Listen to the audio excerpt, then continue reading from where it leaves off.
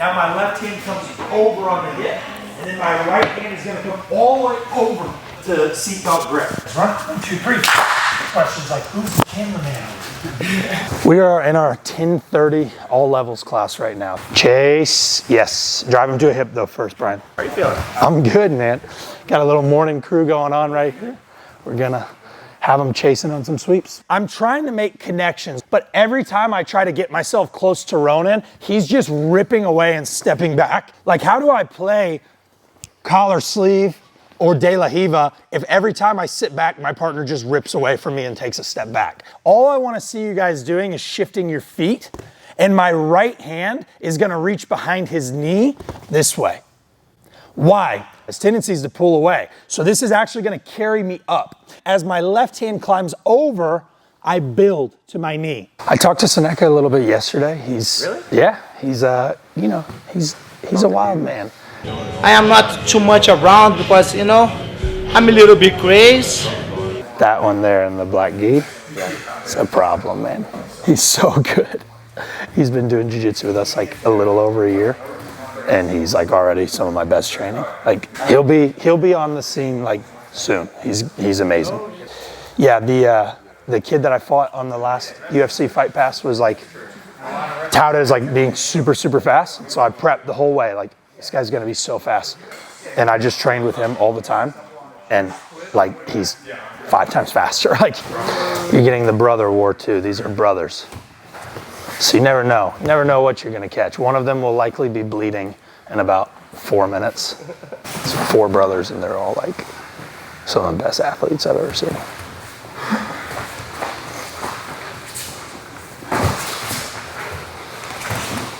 Kind of like the Core kids. Dude, it's freaky. So how many classes do you teach a week?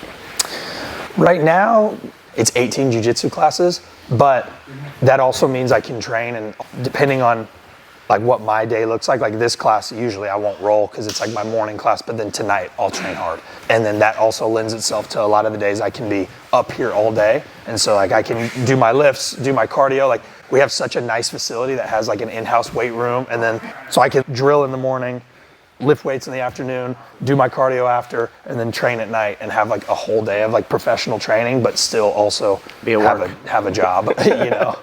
Haven't there been several comments, poor Max? We get a lot of comments about me beating Max up on the YouTube channel. And there's like one person in particular that really wants Max to like start just strangling me. They comment on like every video. They want me to show something. Please let Max do some techniques. Strong, silent type, This is your big break. Nate doesn't like me to talk, so, this is kind of weird. This is your time to speak your mind. My time. About how nice I am to you. The meanest. Nate never gives me an inch when we spar. They ask every single video if you'll choke me or knee bar. They ask for they want you to knee bar me. It's not even my move, man. What's your move, Max? Right now, I've got a pretty cool punch choke that I've been hitting on. It's so annoying. That I've been hitting on people. It's actually so stupid. I hate it. But it works. It's so stupid. I'm very lucky. I know a lot of grapplers in my situation that are competing at this level. Like all they want is to have their own gym, and I'm really lucky that my parents opened a gym, and then by the time I was in this position to be able to teach, it's set up and I don't have to worry about, man, are we gonna make rent this month? Couldn't be any better, really. I feel like my jiu-jitsu level is right here in terms of breaking through and the mainstream of jiu-jitsu. Obviously PGF and the last UFC and EBI, all that stuff helped. I love jiu-jitsu. Jiu-jitsu is what I enjoy to do, even if I'm not competing or I don't have anything coming up. I just like to train in jiu-jitsu, and I've not really had the same I love training boxing or kickboxing the same way. What's the level of jiu-jitsu in the UFC versus high-level jiu-jitsu? It's just different. And not different in a bad way. It's different to win their sport. You have to have certain things in sport jiu-jitsu are gonna be kill you in an MMA fight. You can't do.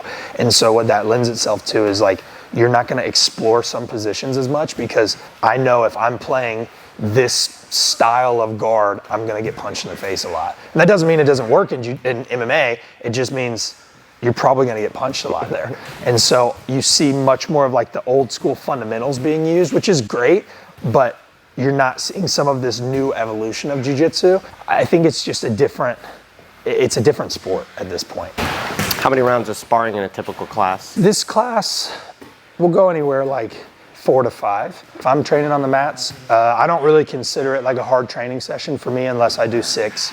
Anywhere in a night class, we'll go 6 to 10 rounds. On a normal night when I'm training hard, it's gonna be a lot of rounds. And if you're Ronan over here, it's gonna be like 20 rounds every day because he trains twice a day, every day.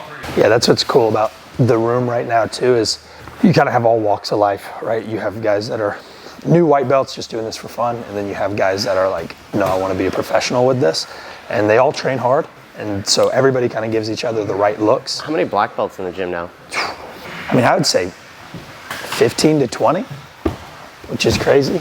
It's crazy because when I was little, like when I started jiu-jitsu, if you saw a purple belt on the mats, it was like a big deal. Like there were no, like, what is a purple belt, you know? And like Seneca came and it blew our minds, like here's a real life black belt. I mean, I just remember when he first came, there was an article in Gracie Mag written about him, and we were literally like on the mats, and he came in and taught a class, and we had him like sign autographs for us, which is pretty funny. Yeah, he was like a celebrity, and then he just turned into our crazy, you know, Uncle Seneca. Yeah, it's crazy to see what the sport's turned into now, because like we did jiu-jitsu here as one-off class back when we were like mostly doing self-defense.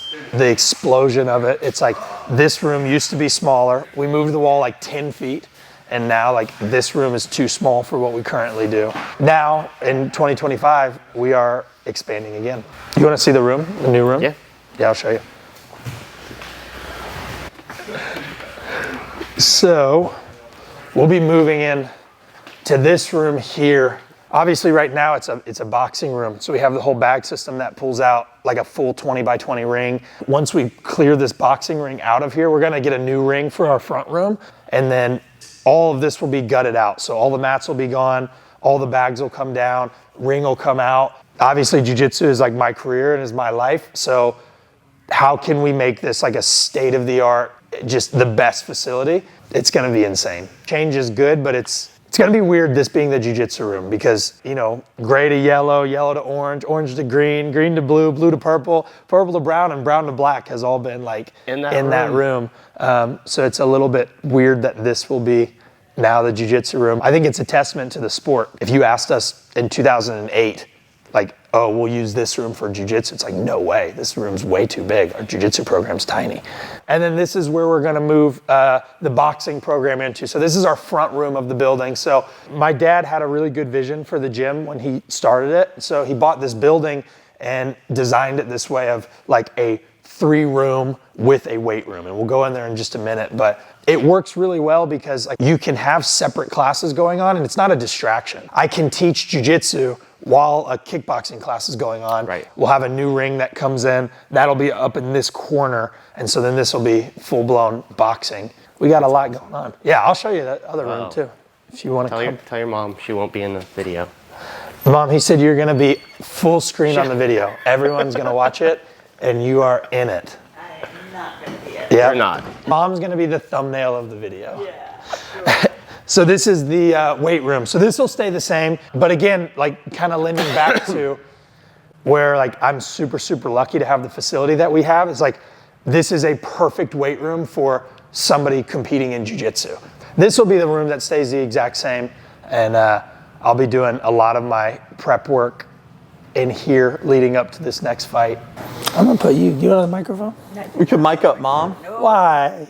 Because One interview. Like, Mom has to go home. For this video to be wrapped up, you have to do an interview saying you have to leave. And so we've got some big news potentially to drop here soon.